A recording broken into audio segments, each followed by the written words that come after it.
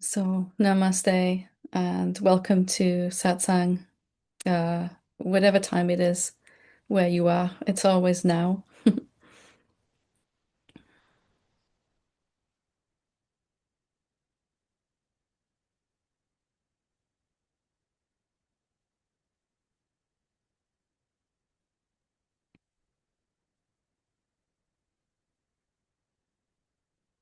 And just want to take a moment to welcome you if you are new to these satsangs, these teachings. You are really very welcome. And it's just good to come together to be like this, to meet consciously, to deepen our recognition of who we actually are, what we actually are. Because there isn't really anywhere else in the world other than this kind of gathering together that we have here, where we can really look at beyond belief and beyond faith and actually experiencing who we really are. And there's probably satsang going on all around the world somewhere. So we're in good company. And every time we meet, we go deeper into the experience of what it is to be this real self. What is our real self? Well, it is beyond form and beyond before form, and it is permanent, stable, unchanging, and is appearing as all of this, and yet it is completely indivisible. There is only one of us here, appearing as many millions, billions, an infinite number of variety. And here in Satsang, we are, first of all, sometimes we take a look at what we really are, and sometimes we take a look at what we are not. Because sometimes it helps to kind of understand why our old idea about ourselves is not really going to bring us peace and joy.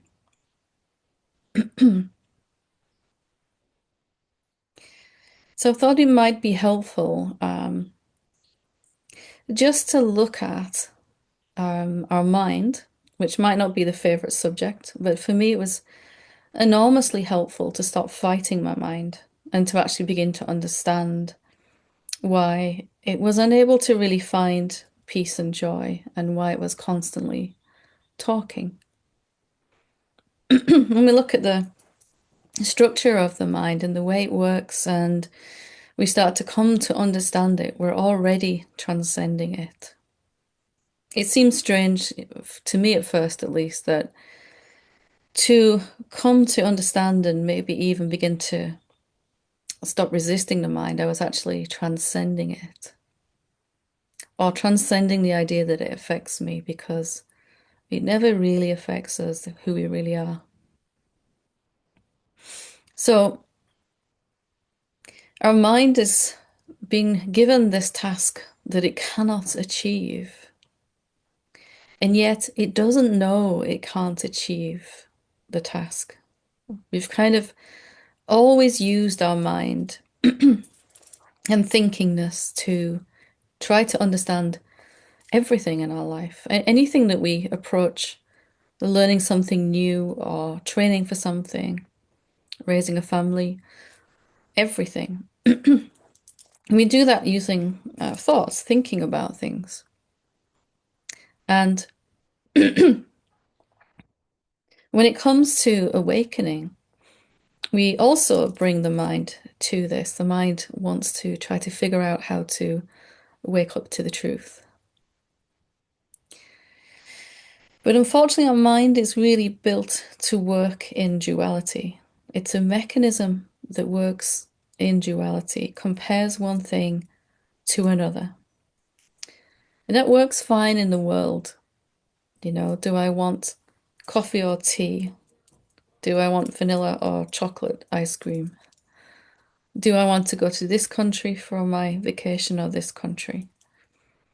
And on it goes. But in awakening,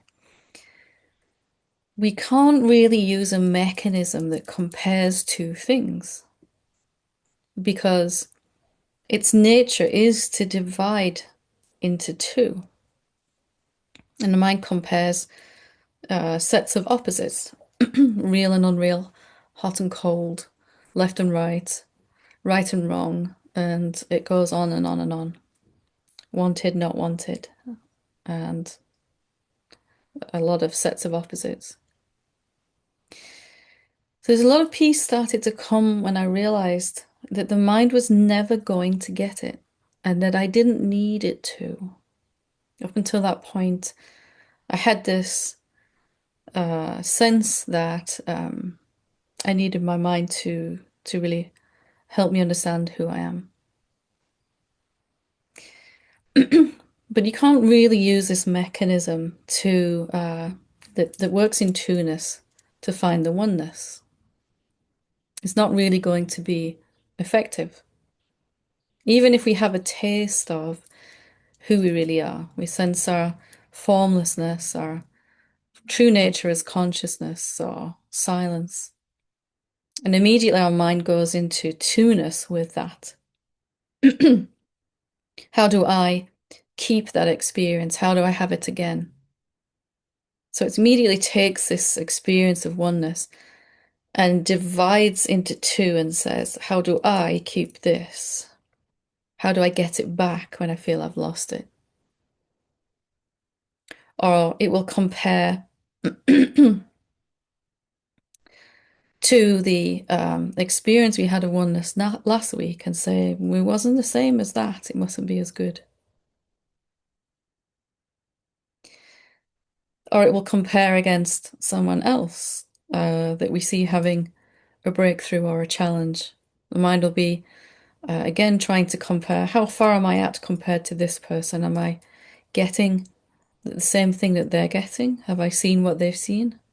Have I seen more or less than what they've seen to be true? Do I understand the question this person is asking? Do I understand the answer coming? And it's constantly dividing the one into two. And again, it's not the mind's fault. It is a sifting and sorting mechanism. And it approaches everything in life based on its preconditioned ideas and thought structure. So if we can begin to understand that our mind is thinks that it can wake up to the truth, and yet it's inherently unable to,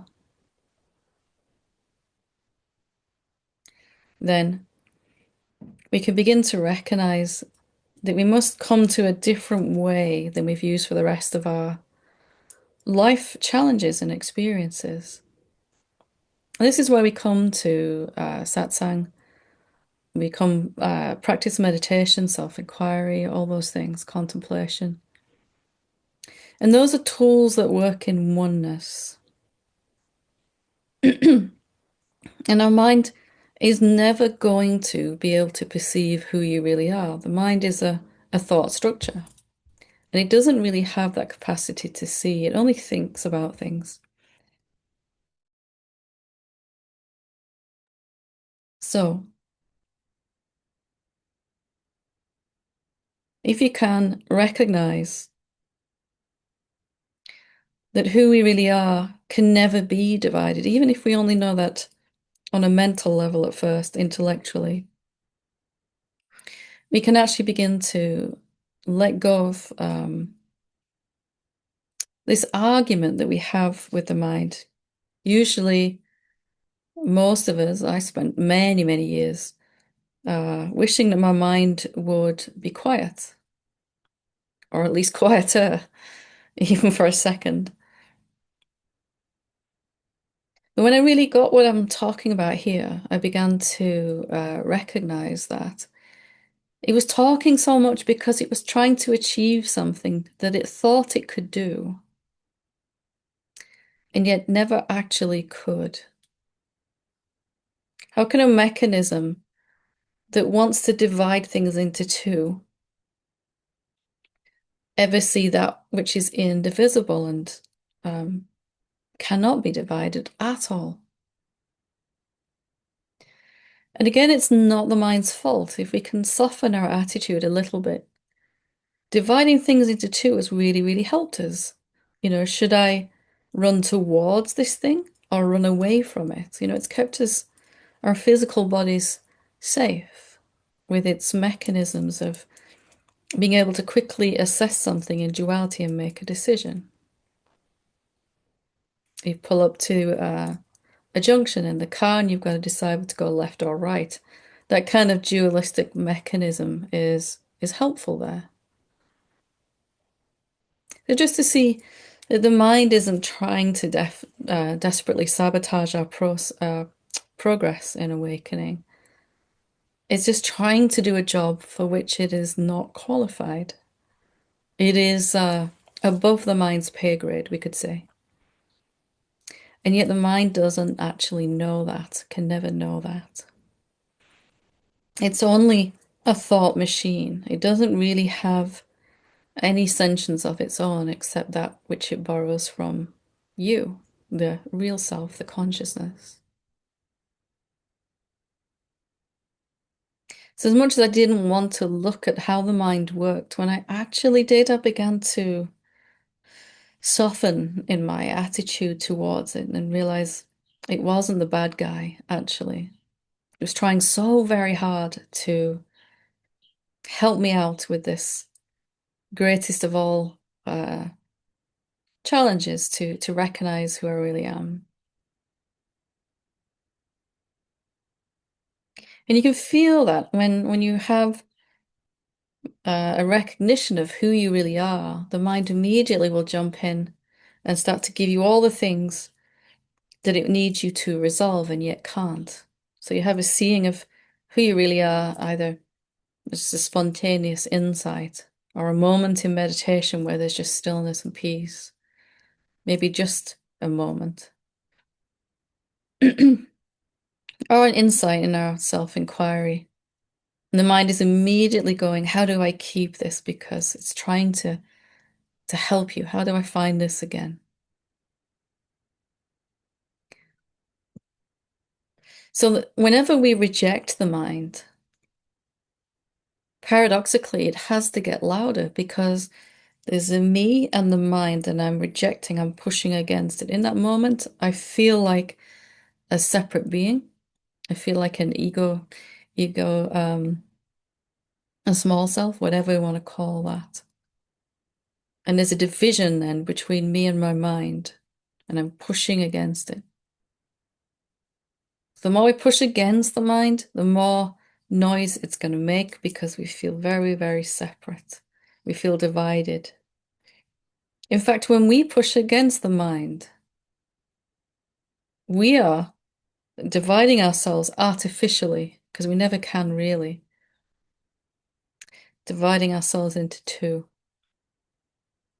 If we can see the mind like a tool that we can use to navigate the world and our daily life, our day-to-day experience, but it's not so helpful here. And we stop pushing against it so hard. Paradoxically, it becomes quieter and quieter. If we really love something, we want to understand it. And if we understand it, it is also a form of love. So I'm saying all this to hopefully just bring some fresh insight into why the mind is so noisy. And if you could imagine and put yourself in the mind's place just for a moment, that you've been given this job to do, and you were trying really hard to fulfill this job that you've been given, to wake up to the real self. This is the job you've been given. But you didn't know that you can't actually do this. You don't have the training. You don't have the capability as the mind. And you were trying so, so hard. And you kept bringing these answers. Look, try this, do this, do this. What about this? And that all you met back when you took these things forward, when you passed them forward, was rejection over and over again. I don't mean to make you feel bad, but sometimes it just helps to have a little understanding of why the mind is talking so much, why it's trying so hard. It's trying to keep you safe. It's trying to make you feel loved and whole and complete in the only way it knows how.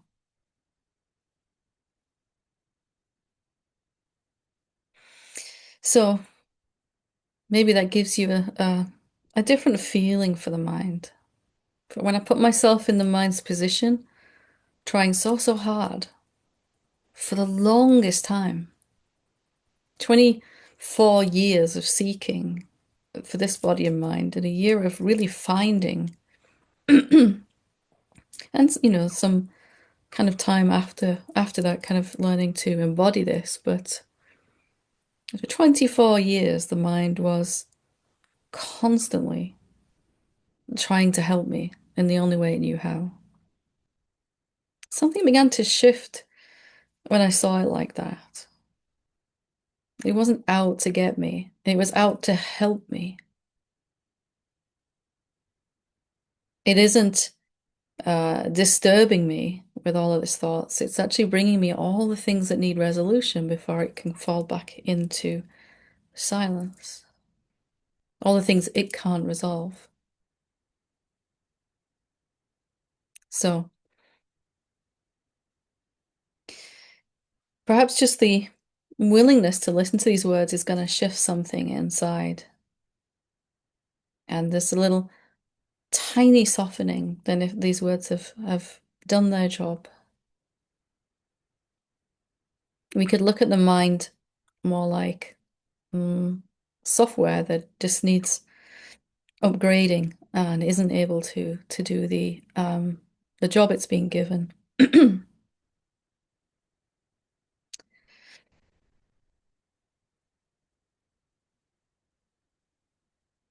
It's paradoxical that when you don't mind the mind, it falls silent. And when you do mind the mind, it's going to keep on talking endlessly. When you reach that place where you don't need it to be quiet, you won't really be able to hear it at all.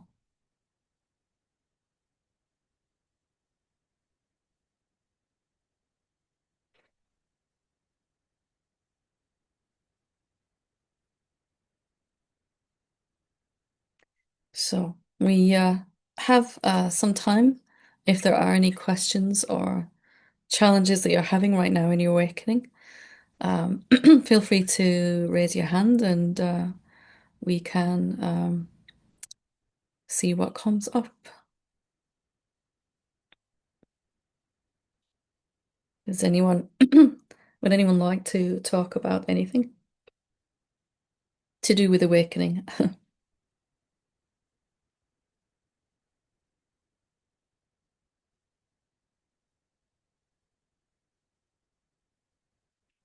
We'll go to Kathy.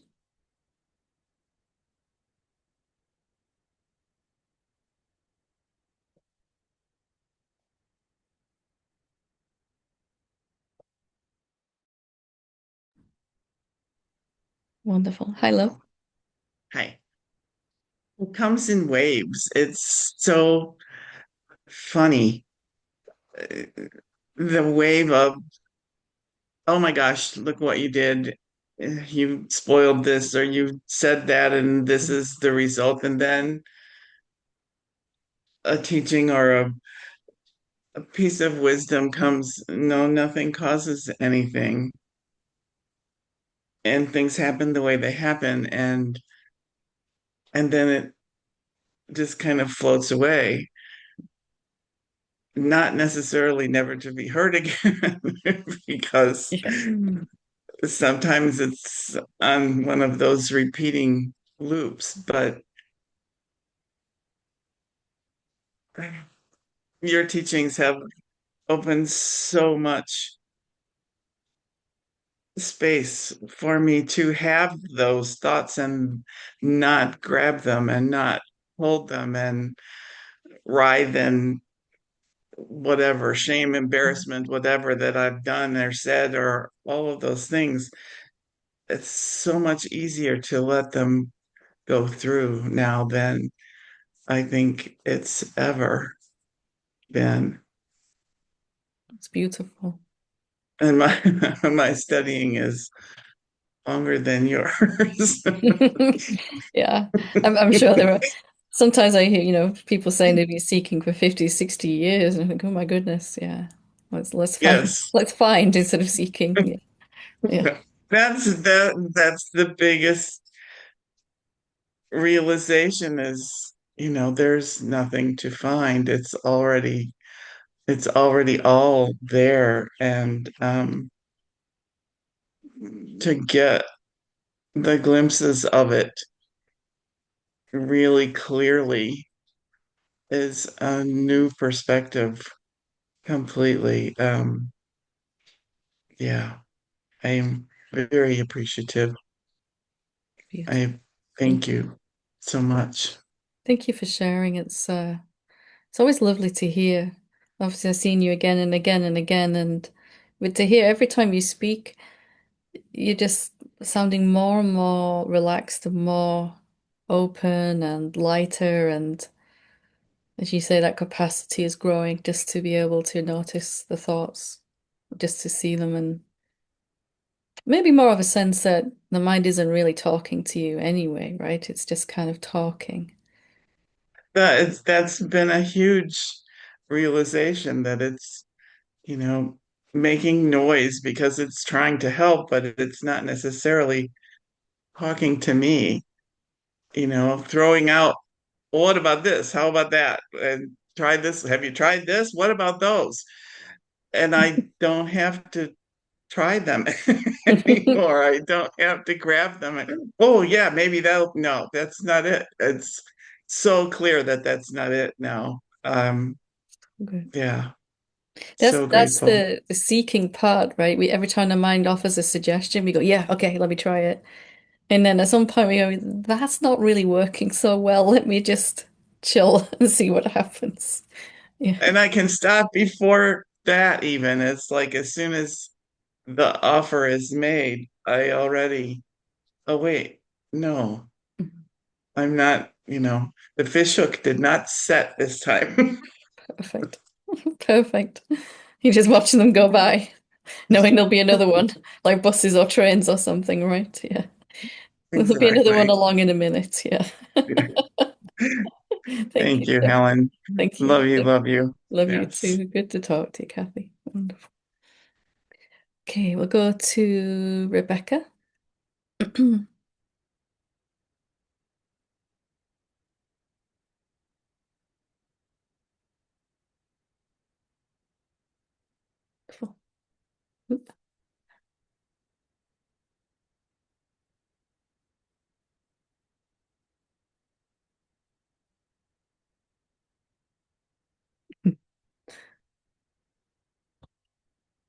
There we go. Wonderful. Hi, love. Hello. Hi. Thank you for picking me. Thank I've attended a couple of your retreats recently and the Satsang, and thank you so much for everything. thank you. And I actually didn't have a question when I picked. I just thought I want to talk to you. My heart was just reaching out, and if there is a question,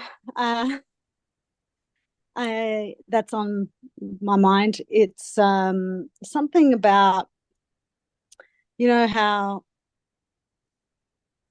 there's no need to go anywhere or seek, like that's just a seeking. Mm, But in this body mind, there's still a lot of restlessness about where to go, what to do. It's still there, and I find myself packing up and leaving cities very regularly, and it's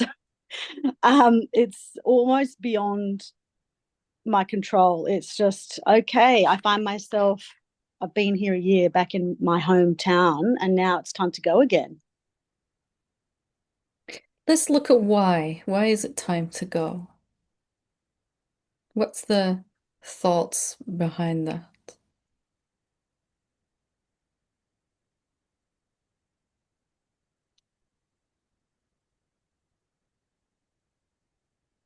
The thoughts are mainly, it doesn't feel right. There's something not right about the situation, and I need to find the right situation. If I just find the right place, I'll be peaceful, right? Yeah. Yeah. Something like that. Yeah. Yeah, yeah. I Mm. mean, there was a lot of peace actually in the last year. A lot of aloneness and peace, and no, and a lot less distraction. Very little distraction.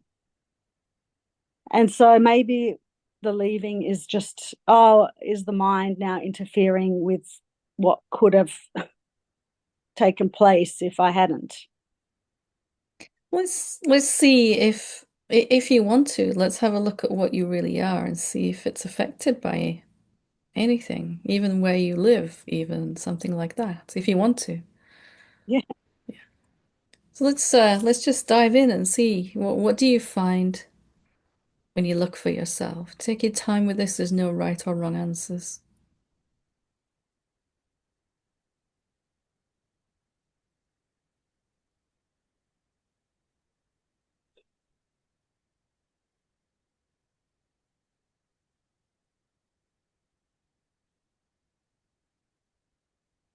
Like a vibration, Yeah. a pulsating type thing. And is something aware even of this vibration, right? Something that knows this vibration, this pulsing, something that sees it. What is that?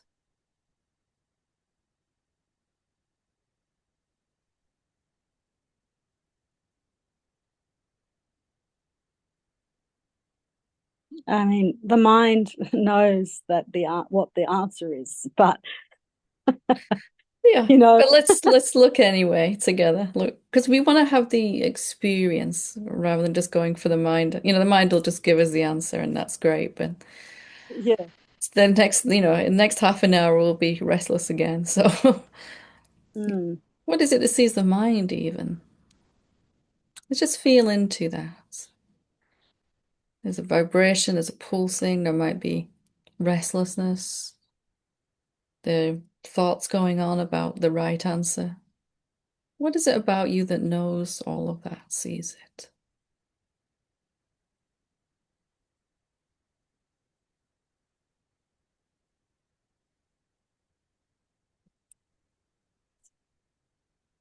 It's it's like a blankness, a sensing. I don't know how to put it. Sensing Um, is a beautiful way to describe it, yeah. mm, And like, this uh, sensing, it's not a form, is it? Like a thought or a body or a table. It's something kind of different. yeah. It's intangible, this sensing, isn't it? What you really are is this, whatever it is that's seeing, sensing. Beautiful. So let's just dive into this sensing, as we're Hmm. calling it. Does it need anything?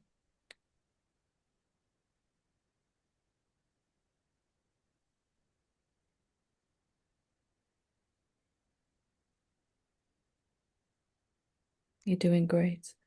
Just feeling into the experience of the sensing itself. And not so much what it's looking at, but the sensingness. Does it need anything? No, Wonderful. Is it restless?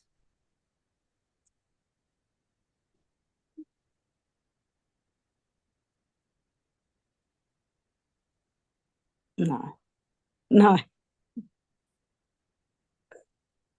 It sees and it knows restlessness, right? But it itself is not restless. No. Beautiful. And can it be disturbed by anything?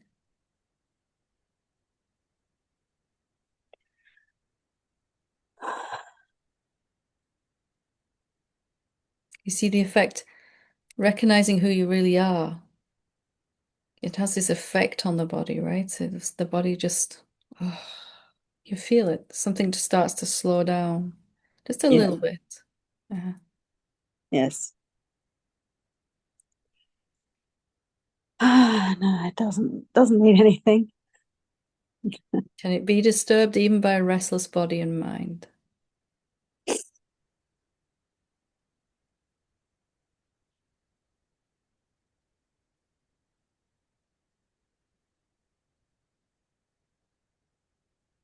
No. And is it any different if you were living at the top of a secluded mountain or in the middle of the city? Is this real you any different?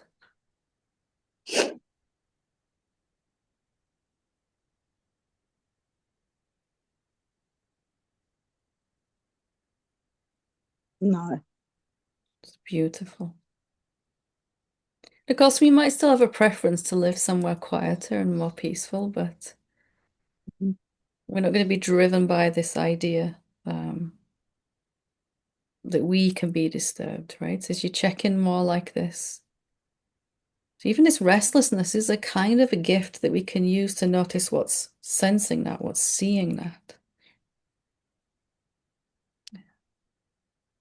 Yep. How are you? How are you feeling now? Yeah, better. And more connected to what I know already. Yeah. Yeah. And just as often as you can, just feeling back into experiencing, back into what this really, we're calling it sensing, but it really has no name, right? We could call it anything, but and it's just has no shape or form of itself. You have no shape or form, but you're using this form, right, to communicate. Yeah. And wherever the body goes, wherever the body ends up living, there can still be peace. So we gently bringing our attention back more and more to what is sensing rather than what is being sensed, you know. Just Yes. gently favoring looking at this that you really are. The body responds to that then, right? You can feel that the body has been living our ideas about ourselves, our thoughts, reflecting those. But then when we start to recognize who we really are, the Mm. body reflects that too. Yes. Yeah. I think I just got very taken in by the externals at the moment because there was a lot of action needed. So I think it just kind of sucked me out and I was feeling very disconnected from. Normal, right? It happens. It happened to me. By the time I realized I was sort of back in an illusion again, my body was so contracted. It was only when it really felt terrible that, wait a minute, I must have kind of got sidetracked again. Yeah. Yes. Thank you, Helen. Thank you. Thank you for being willing to explore with us today. Thank you so much.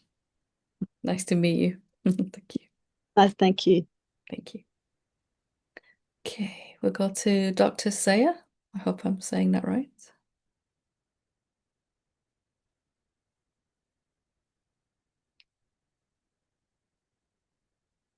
Wonderful. Hi. My name is Amy. Amy, did you say? Beautiful to meet you, Amy. This is the first live satsang I've been to, but I found you about a year ago. And I've been listening to your recorded satsangs morning and night. Well, thank you. No, thank you.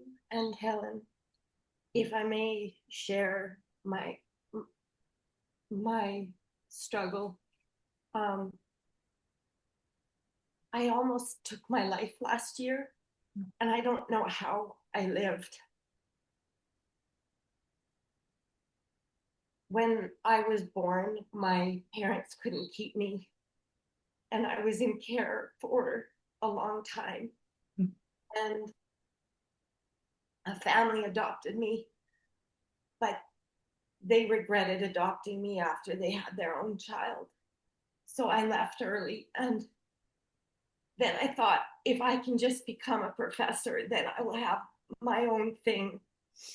And I ended up becoming a whistleblower in this corporation, and I experienced the same thing.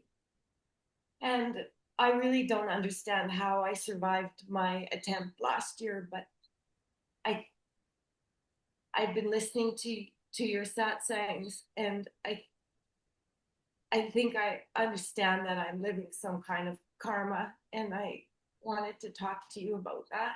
Yeah. I'm talking to someone. I need a minute. Yeah, just give me a minute. Yeah, oh no, you can. Yeah. So, what specifically can we help with right now? What is it that's most urgent right now for you?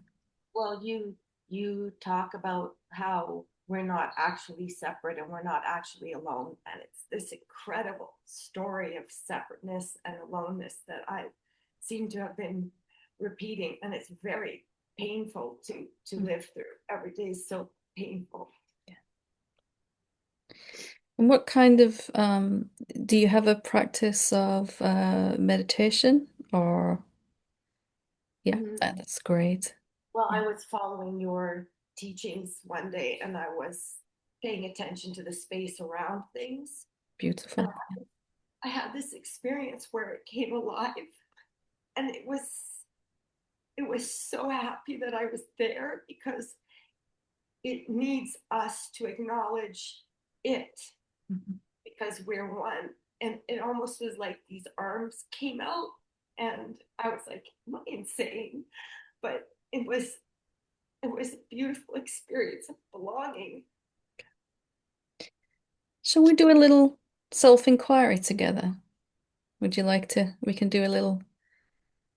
And all we're going to do is just ask a question, what am I? And there's no right or wrong answer. We've got plenty of time. We'll just see what comes up. So we're going to ask this question, and I'm just going to ask you to share whatever answers come. But we're not making any answers. It's not like, when we're at school and you have to have the right answer, Oh, I know school. Yeah, we're not making anything happen. We're just asking this question. We're just open to see what answers come by themselves. So we're not trying hard at all here. We're just gonna hang out together, you and me, with this question, right? See what happens. Let's just ask, what am I? I am spaciousness. Yeah. I'm everything. Always. So, sorry, go ahead. I'm everything always. It feels such a relief. I'm that experience that I had with space. And are you experiencing that right now, or is that answer a thought coming from the mind? Either is okay, or both. I feel it. Yeah, beautiful. So that spaciousness, let's just experience it right now together. Just bringing attention to that.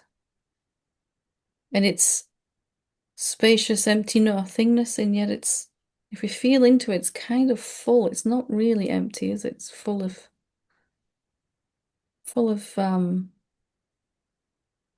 love, actually. And is there a separate Amy running around inside this spaciousness, or just spaciousness? There's the spaciousness, and then in the bottom corner, there's the Amy that feels separate and like she's not even part of the world. It's like a stick person drawing. How does the spaciousness feel about the part that feels it's separate? How does spaciousness see that part of ourselves that's feeling lost? It's so sad because it's unnecessary. Let's dive into this spaciousness now and see, is it trying to get rid of anything? No. But in my mind it does have like a circle around it, a rim around it. It's not actually infinite. Well, let's see then. Let's see. Is there an edge to this spaciousness? Not thinking about it. The mind can have its answer. That's okay. But let's just see if we can actually, in our experience of this spaciousness, can you find where it stops? Can you find an edge to it? In my actual experience, if I feel right now, no, it's just every second moves into every second, and it's just moving so fast, but there's no beginning and no ending. Yeah. Well, you're talking like a sage now. Yeah. I feel completely lost. Don't feel like a sage at all. Who is this I that feels lost? I guess the idea of who I am is lost. And are you that idea, or are you the one that's watching that idea? The one that's watching. So do you feel lost? No. That's the truth, right? And we're not denying that there's some emotion coming up. We're not denying anything. We're not bypassing anything. We're just being clear that we're watching this. And it's something, some emotional residue and some idea, old idea of ourselves is still there, and that's okay. There's room inside you, this spaciousness for all that too, isn't there?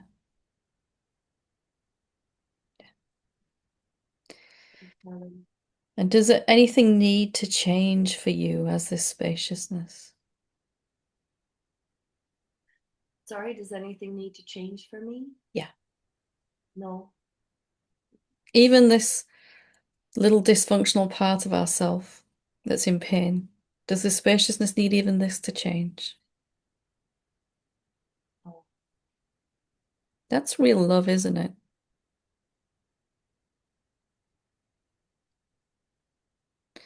And we end up moving from identifying as the one that needs love to being the one that love is pouring out of. And that is what eventually comes to heal that feels desperately separate inside. It gets healed because we realize, actually, that's not who I am. That's what I'm watching, what I'm seeing.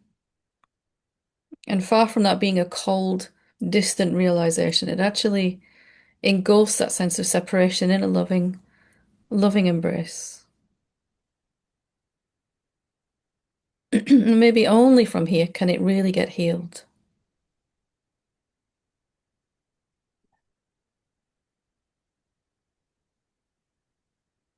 So just checking this tendency to kind of come back to this sense that you're the one that's lost. So coming back, experiencing who you really are, like we've just done today. And then noticing when we start to identify back as the old self. I'm lost. I need to come back out of separation. Remembering that's not really true for you, is it? You're the one that's already here as spaciousness. Yeah. And then that experience that you had of it just coming alive, it's going to become more and more how you're living. That's what reality is. That's what you are. And it's just undoing these old ideas about itself, isn't it? It's just letting go of these old ideas. It sure has been interesting. Absolutely. I remember very well. It was pretty awful until it wasn't, you know. But paradoxically, sometimes the more pain we think we're in, the bigger the desire and the urge for freedom, right? Freedom from that. It was in my darkest hours that I made the biggest breakthroughs. You know, when you feel most lost or alone, that's when we're really, really willing to question anything, or at least it was for me. The familiar thoughts that I held on to, you know, that I'm the one that's lost. I'm never gonna find freedom. Never gonna have it. I don't deserve it. All those things, right?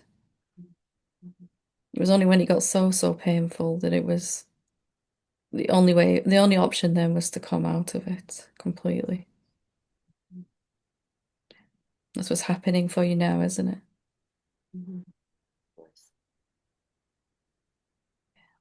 God enters through the wound. Absolutely. Yeah. And is the wound as well, right? Definitely. Thanks, Helen. I've listened to so many people during Satsang ask questions, and you encourage them and acknowledge how much courage it takes. I'm like, whoa, this really does take courage. Yeah. Yeah. Thank you for being available. Thank you for your time. Thank you so much. Thank you. Thank you, love. Thank you for being so brave. Again, you said it's not easy. Yeah. Bye-bye. Thank you. Wonderful. Okay. If we have no more questions, we will leave it there for today. Thank you so, so much, everyone, again, for your brave sharing and for being here. It's always so nice just to meet with you and be together. And it's always easier when we walk this path together, isn't it? There's nothing worse than feeling like we're the only one doing this. So to know that we're all here together and that we're all walking together hand in hand, it's just beautiful. Really, really beautiful. Thank you so, so much. Namaste.